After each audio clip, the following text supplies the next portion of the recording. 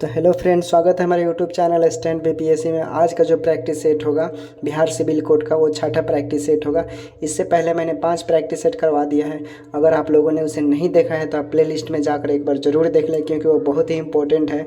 ठीक है, हमें कोई भी चीज़ करने के लिए सबसे पहले ज़रूरी होता है प्रैक्टिस, अभ्यास, एक्सपीरियंस।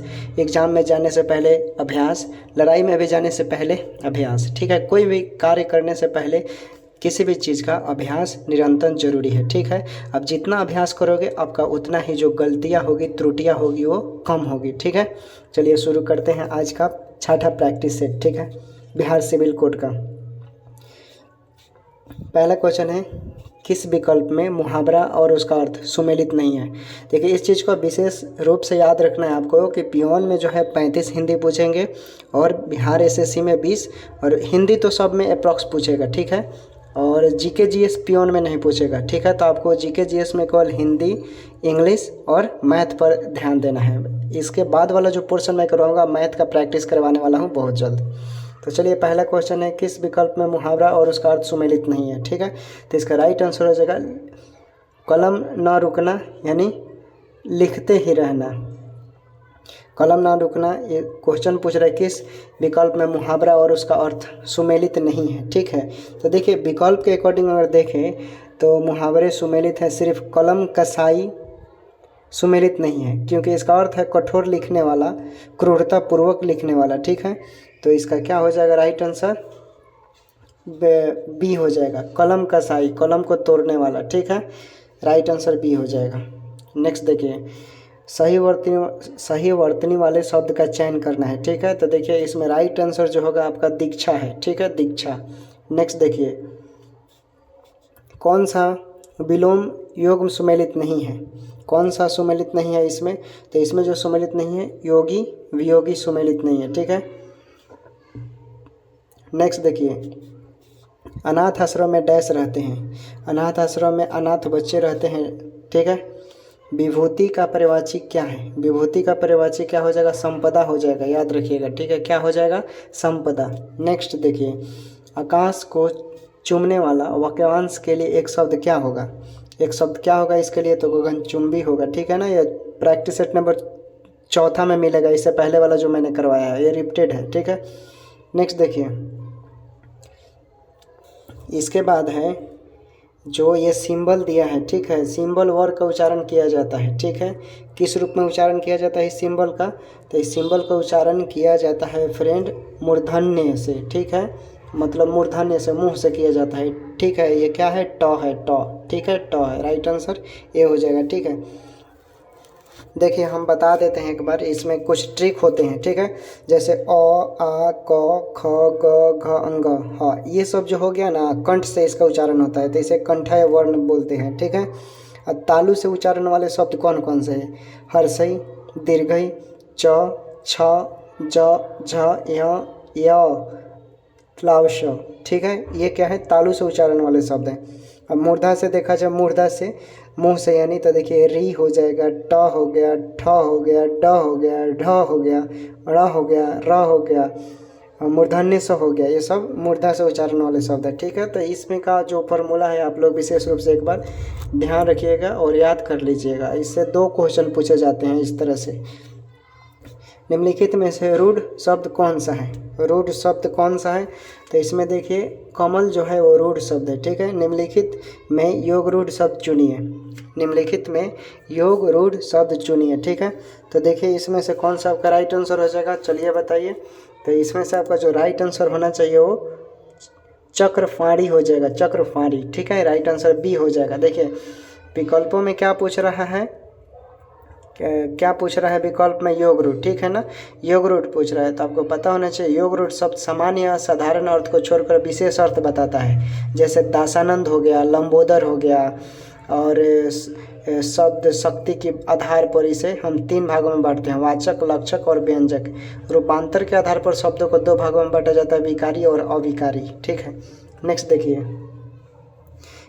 इसमें रिपीटेड क्वेश्चन बहुत मिल रहा है। ठीक है, नहाया धोया शब्द में निम्न में से कौन सा समास है। इसमें जो समास है द्वंद्व समास है। ठीक है, द्वंद्व समास। देखिए दिए गए विकल्पों में से सही का चयन करना है खाली स्थान पर। जब कोई मर्यादा को डैश जाता है तो अपनी डैश खो बैठता है। ठीक है, तो इसका राइट आंसर देखिए, जब कोई मर्यादा को लांघ जाता है तो अपनी गरिमा खो जाता है। राइट आंसर बी हो जाएगा। ठीक है, नेक्स्ट देखिए, यशोदा का संधि विच्छेद करें। ठीक है, यशोदा का संधि विच्छेद करें तो क्या होगा इसका, 12 नंबर का क्या होगा, तो 12 नंबर का जो होगा ऐसे हो जाएगा इसका, यश प्लस दा। राइट आंसर सी हो जाएगा। दिए गए विकल्पों में से निम्नलिखित वाक्यांश के लिए एक शब्द का चयन करना है। ठीक है, इसमें जो राइट आंसर होगा, जिसे त्याग देना उचित हो, उसे क्या कहा जाता है, उसे त्याज्य कहा जाता है। ठीक है, राइट आंसर बी हो जाएगा। निम्नलिखित में से शुद्ध वर्तनी वाला शब्द कौन सा है, कौन सा है शुद्ध वर्तनी वाला शब्द, तो इसका राइट आंसर हो जाएगा प्रज्वलित। ठीक है, प्रज्वलित। दिए गए वाक्यांश के लिए एक शब्द दीजिए। ठीक है, दिए गए वाक्यांश के लिए एक शब्द दीजिए, इसका क्या होगा,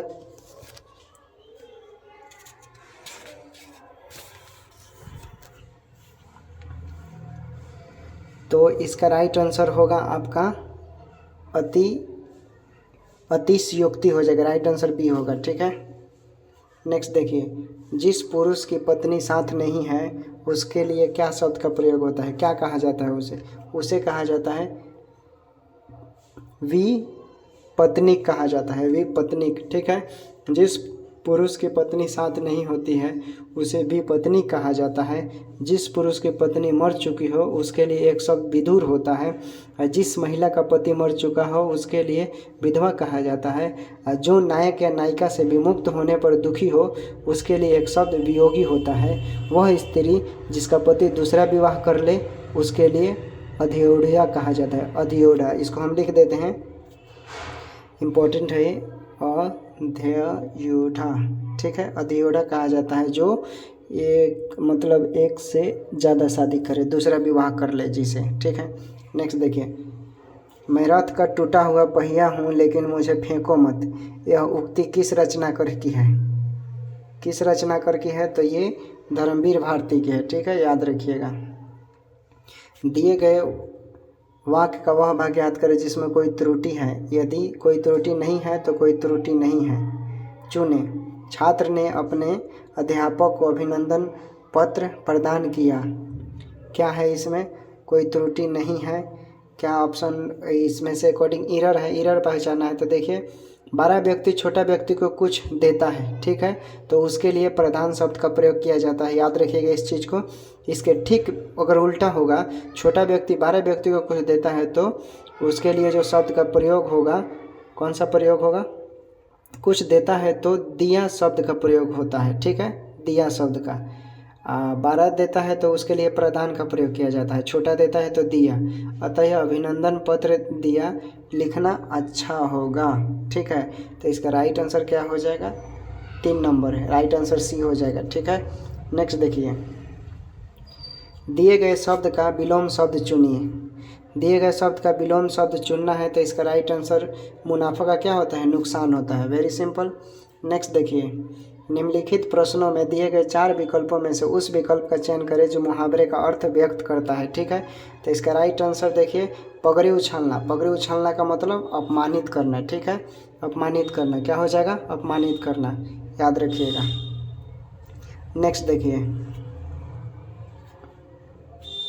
भारतीय अर्थव्यवस्था डैश है, चलिए बताइए, भारतीय अर्थव्यवस्था डैश है, तो भारतीय अर्थव्यवस्था मिश्रित अर्थव्यवस्था है। ठीक है, राइट आंसर डी हो जाएगा। मिश्रित अर्थव्यवस्था में देखिए क्या कहता है, पूंजीवाद और समाजवाद का ये एक समन्वय रूप होता है। ठीक है, अर्थात निजी और सार्वजनिक क्षेत्र का को कॉम्बिनेशन होता है जिसे सह-अस्तित्व बोला जाता है। भारत मिश्रित अर्थव्यवस्था का एक सर्वोत्तम उदाहरण है, याद रखिएगा। 1948 देखिए,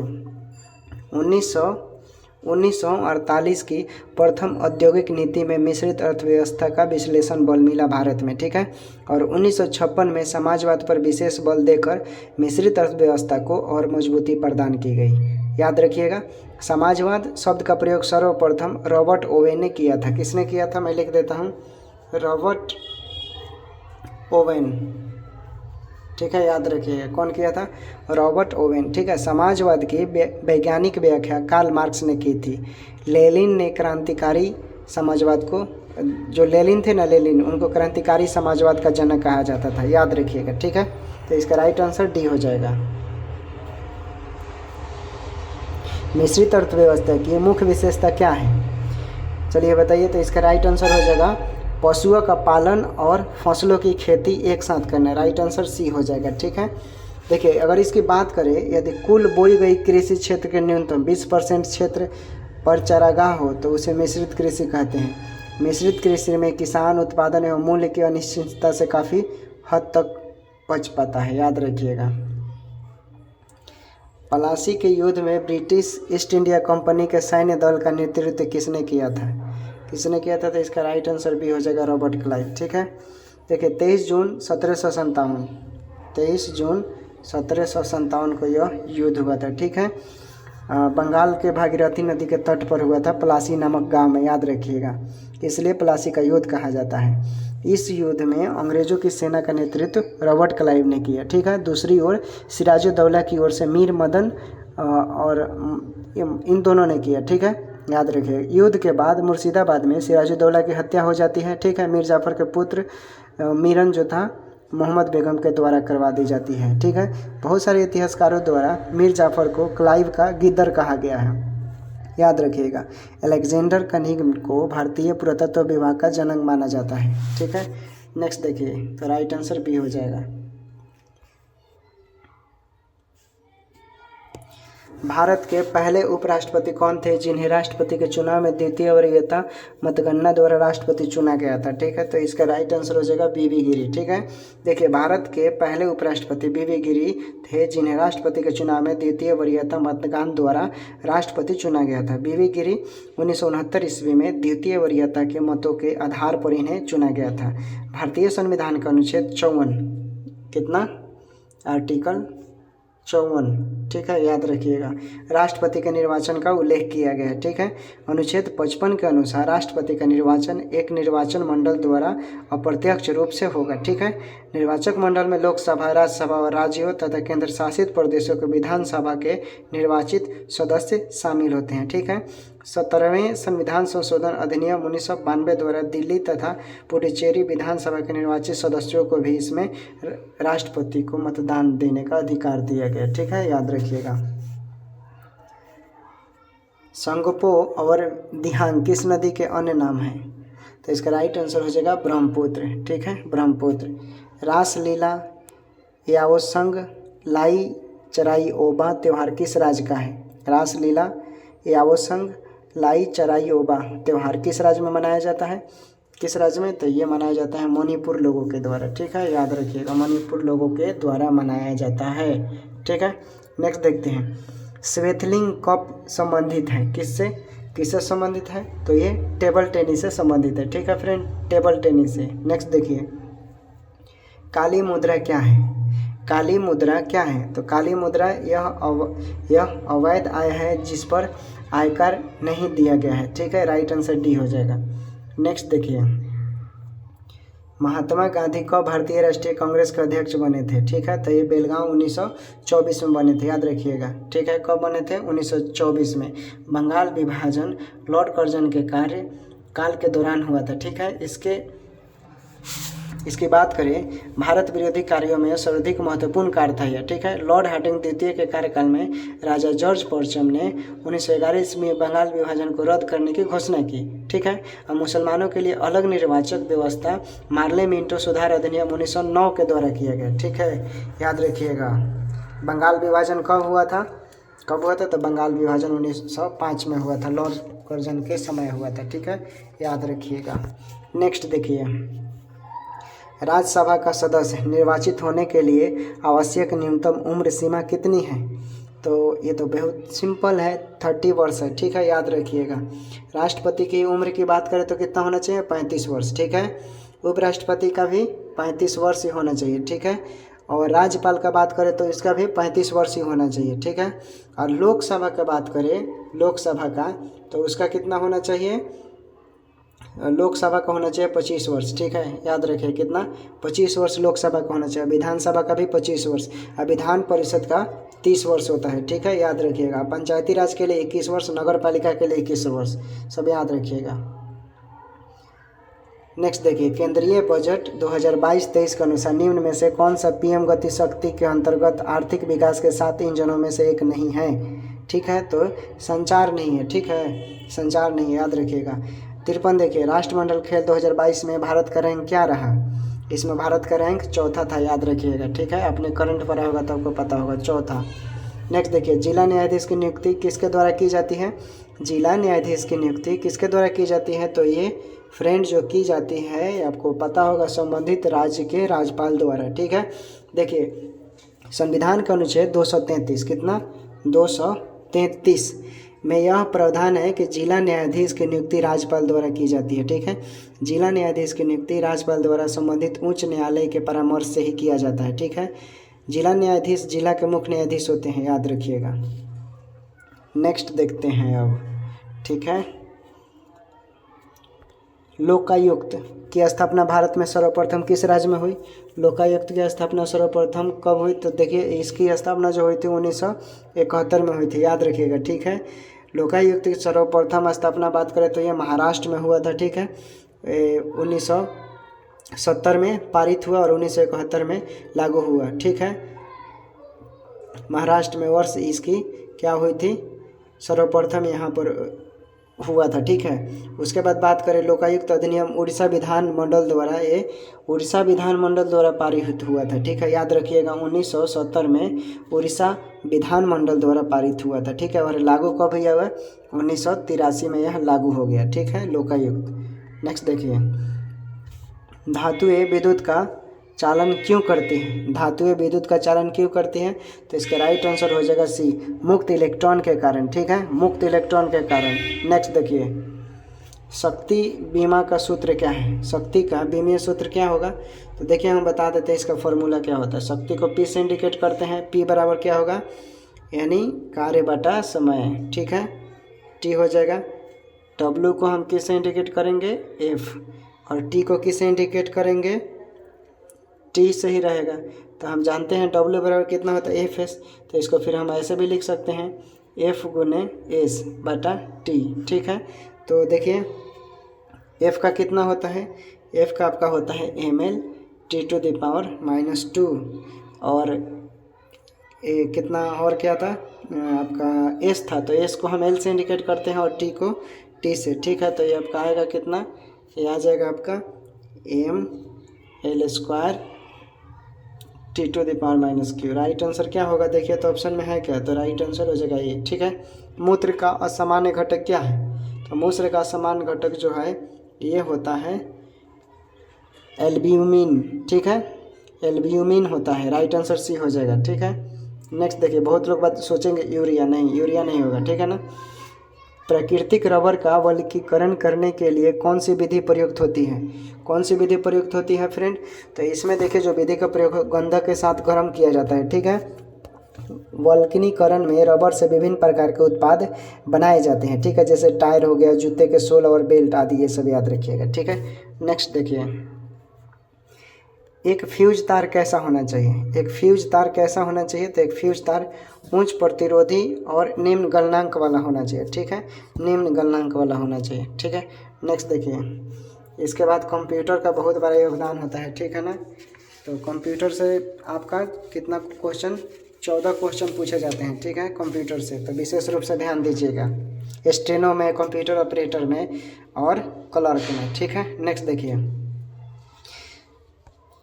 प्रोग्रामिंग लैंग्वेज जावा का आविष्कार डैश द्वारा किया गया था, ठीक है, तो ये किया गया था जेम्स गोसलंग के द्वारा, ठीक है, राइट आंसर ये हो जाएगा। नेक्स्ट देखिए, CDMA का पूर्ण रूप क्या है, CDMA का पूर्ण रूप क्या है फ्रेंड, चलिए बताइए। तो इसका जो पूर्ण होता है इसको हम बोलते हैं कोड डिवीजन मल्टीपल एक्सेस, ठीक है, राइट आंसर सी हो जाएगा, ठीक है, code division multiple access. Next देखिए, माइक्रोसॉफ्ट वर्ड में पेस्ट स्पेशल डायलॉग बॉक्स खोलने के लिए शॉर्टकट कुंजी बताइए, ठीक है। इसमें शॉर्टकट कुंजी बताना है आपको, तो इसका होता है कंट्रोल प्लस ऑल्टो प्लस भी, राइट आंसर सी हो जाएगा, ठीक है। नेक्स्ट देखिए, कंप्यूटर के लिए निम्न में से कौन सा डिजिटल इनपुट डिवाइसेस या उपकरण है, ठीक है। क्या हो जाएगा इसका, तो इसका राइट आंसर हो जाएगा, देखिए माइक्रोफोन भी होता है, डिजिटल कॉमरेडर भी होता है, कॉमकोडर भी होता है और स्कैनर भी होता है। राइट आंसर डी, तीनों हो जाएगा, ठीक है।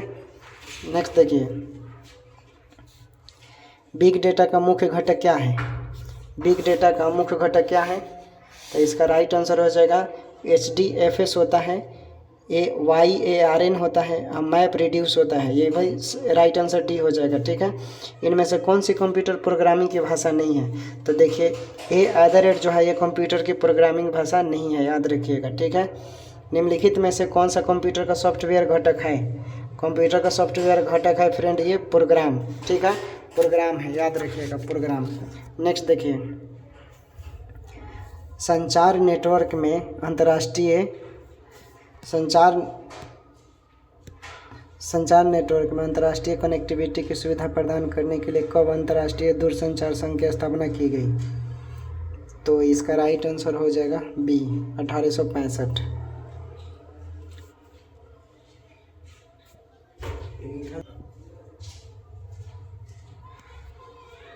कंप्यूटर शब्दावली में MIPS का अर्थ क्या है, कंप्यूटर शब्दावली में MIPS का अर्थ क्या है, तो इसका राइट आंसर क्या होगा, इसका राइट आंसर मिलियन इंस्ट्रक्शन पर सेकंड होता है, ठीक है। राइट आंसर बी हो जाएगा, ठीक है।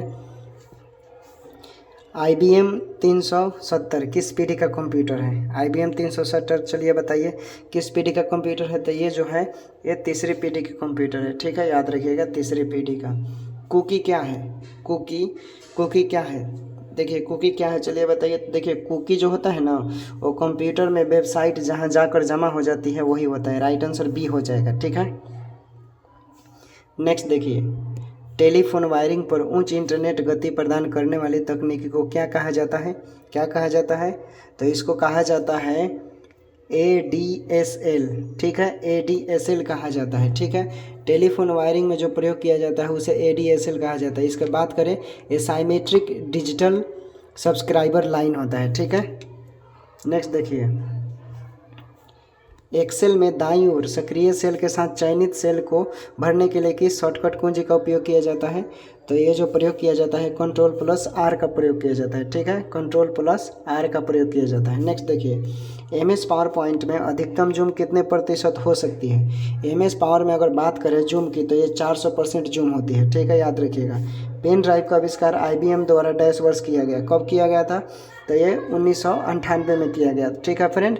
तो ये था हमारा कंप्यूटर और GK GS Bihar civil code के लिए प्रैक्टिस है, ठीक है। अब मैं अलग से आप लोगों के लिए क्या कर रहा हूँ, अब समय काफ़ी ज़्यादा हो गया है, ठीक है, तो अब अलग से मैं कल से मैथ का प्रैक्टिस लेकर आ रहा हूँ। रोज़ 35 प्रैक्टिस सेट शाम को मिलेगा, ठीक है ना, 35 मैथ का क्वेश्चन, और वैसा क्वेश्चन जो एग्ज़ाम में हो बहू उसी से रिलेटेड रहेंगे, ठीक है, वैसा क्वेश्चन मिलेगा, ठीक है, और प्रैक्टिस करना है आपको, ठीक है। मैं एक्सप्लेनेशन बताऊँगा एकदम ट्रिकी के साथ, ठीक है। तो चलिए तब तक इंतज़ार कीजिए उस वीडियो को और पढ़ाई कीजिए मन लगाकर। मिलते हैं नेक्स्ट वीडियो में, टेक केयर।